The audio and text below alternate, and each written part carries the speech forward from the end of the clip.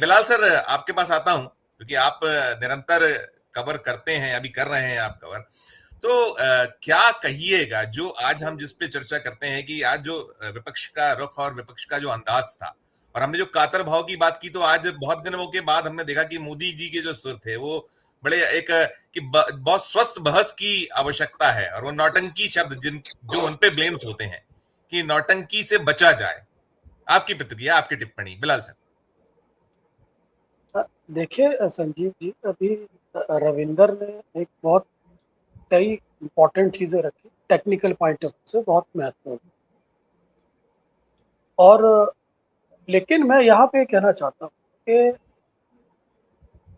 जो गठबंधन सरकारें होती हैं उसके अंदर खुद विपक्ष मौजूद होता है,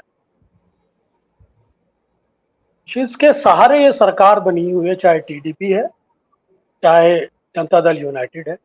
ये खुद एक सरकार के अंदर एक वैचारिक विपक्ष है।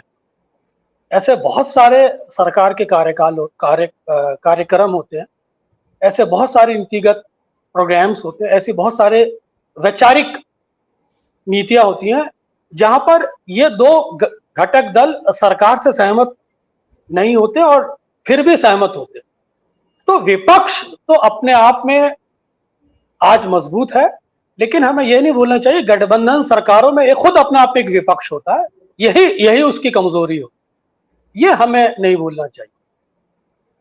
आज जिस तरह से सदन की कार्यवाही शुरू हुई, जिस तरह से प्रारंभिक स्तर पर जो मुख्य विपक्ष बेंचों पर बैठा था, उनके हाथों में संविधान की कॉपियां थी, और जिस तरह से वो आक्रामक नजर आ रहा था, उस आक्रामकता ने कहीं ना कहीं सत्ता पक्ष के जय श्री राम और भारत माता के नारों को टोन डाउन किया हुआ।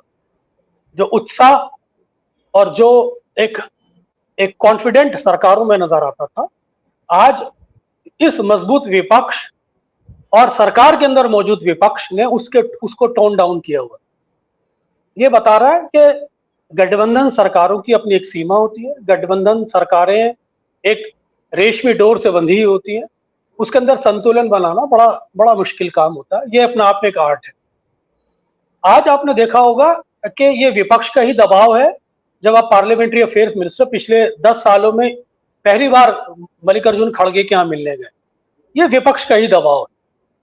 ये विपक्ष का ही दबाव है। जब आज देख रहे होंगे कि राजनाथ सिंह, जिनके ऊपर इस गठबंधन को सुचारू रूप से चलाने की जिम्मेदारी है, वो एक समय में अमित शाह जिस तरह से पूरी एक गवर्नेंस को मैनेज करते थे, आज वो जिम्मेदारी राजनाथ सिंह के कांधों पर है। ये बताता है कि विपक्ष मजबूत तो है ही, साथ साथ जब गठबंधन सरकारें होती है तो सरकारों का रुख कितना लचीला होता है, और उस लचीलेपन की वजह ही है कि राजनाथ सिंह जो अटल स्कूल ऑफ थॉट के माने जाते हैं, उनको ये जिम्मेदारी दी गई। वही जिस तरह से संविधान की एक सामने बात आई, वही आपने देखा होगा कि आज भारतीय जनता पार्टी की, खासतौर से राजस्थान की एक बड़ी नेता वसुंधरा राजे ने भी दबी कुचली जबान में आज टीका टिप्पणी की। वही नीट परीक्षा को लेकर जिस तरह से शिक्षा मंत्री पर आज टीका टिप्पणी की गई, वो भी अपने आप में बताता है कि विपक्ष मुद्दों पर घेरने के लिए सरकार को तैयार है। अदरवाइज अभी तक ऐसा नहीं था कि मोदी ही अपने आप में एक पूरी सरकार हुआ करते थे। उनकी जो पर्सनैलिटी हुआ करती थी वही अपने आप में एक मुद्दा हुआ करती थी, और उनका जो व्यक्तित्व होता था वो अपने आप में पूरी सरकार नीतिगत कार्यक्रम पे हावी होता था। ये विपक्ष की ही ताकत है कि आज उनके सामने लोग आंख से आंख मिला के बोल रहे हैं। आज उनके सामने उस दबाव को महसूस किया जा सकता है जो गठबंधन सरकारों में आमतौर पर देखा जाता है।